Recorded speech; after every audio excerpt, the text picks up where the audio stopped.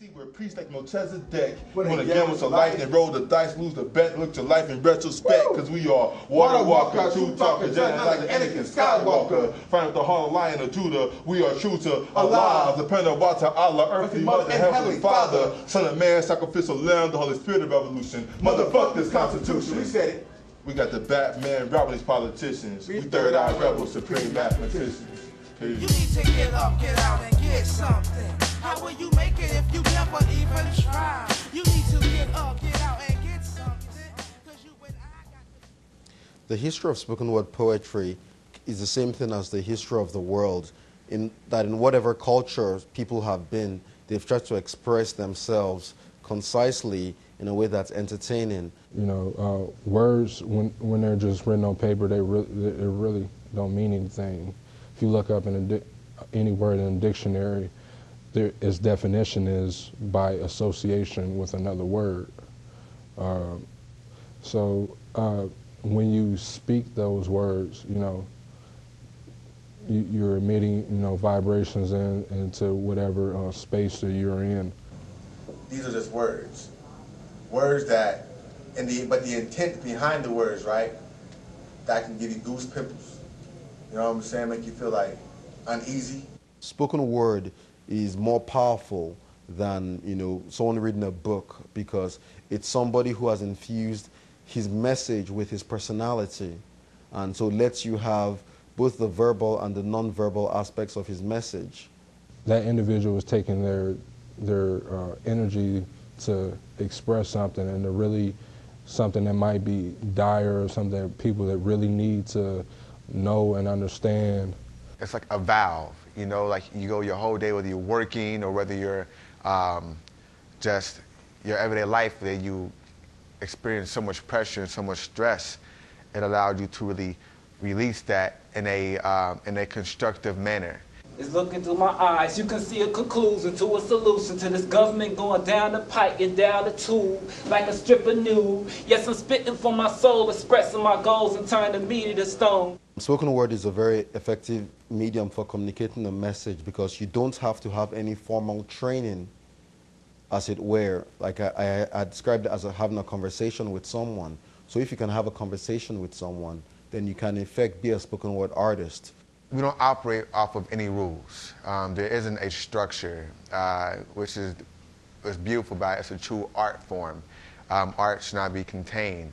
You know, allows you to really breathe. And I feel that when an artist, a spoken word artist, is performing, it allows them to really just transcend. You know, it speaks to the spirit. Certain poems can hit someone, you know, like a knife, you know, or, you know, as soft as, you know, water. So I try to balance the two with my performance. I'm not just trying to awaken people to a particular, you know, creed or ideology, but to redefine what it means to express ourselves. I don't want to entertain nobody. That's not my intention. It's more of having a conversation with the audience.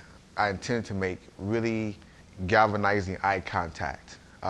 Using or to gesticulate my hand in a way to kind of mold the atmosphere around my words, and using the words, for instance, you know, just using all parts of it. You know, a great performance is a balanced performance, and we're using just about everything possible in the right timing.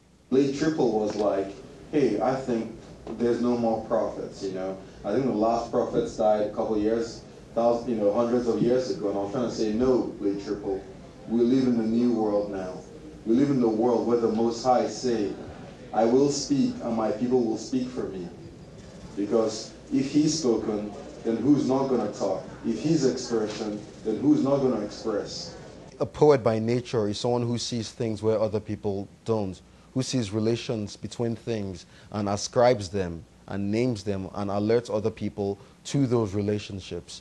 You wouldn't be able to describe a house unless you stepped outside the house and had, you know, a clearer idea of it. When you're seeing things from a bird's eye view, you allow yourself to really see everything that's going on. Poets need to step outside their culture and understand it in order to alert people to what's going on. There are some things that happen in the world that kind of hits us hard, and you might want to just you know, give your 2 cents about it.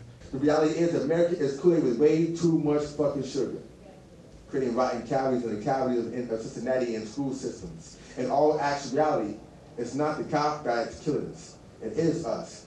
Comfort is the root of a society's demise. When the government gets lost in comfort, when the government gets lost in comfort, the community becomes soft. A poet that's speaking to me needs to be able to take me from my experience and amplify me and make me changed by his talking to me.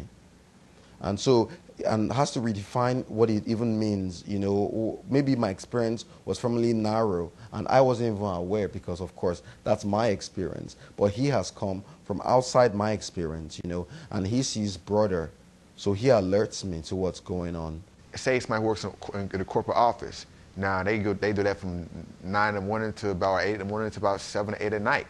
They go home, they may kick back and relax, drink a beer and chill. They might look at the news or read a newspaper to get information out of.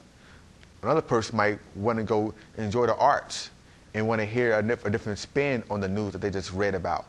Then you start shaping, I didn't think about it like that. I thought you was all that, so I'm thinking maybe I'll take off my shirt for you.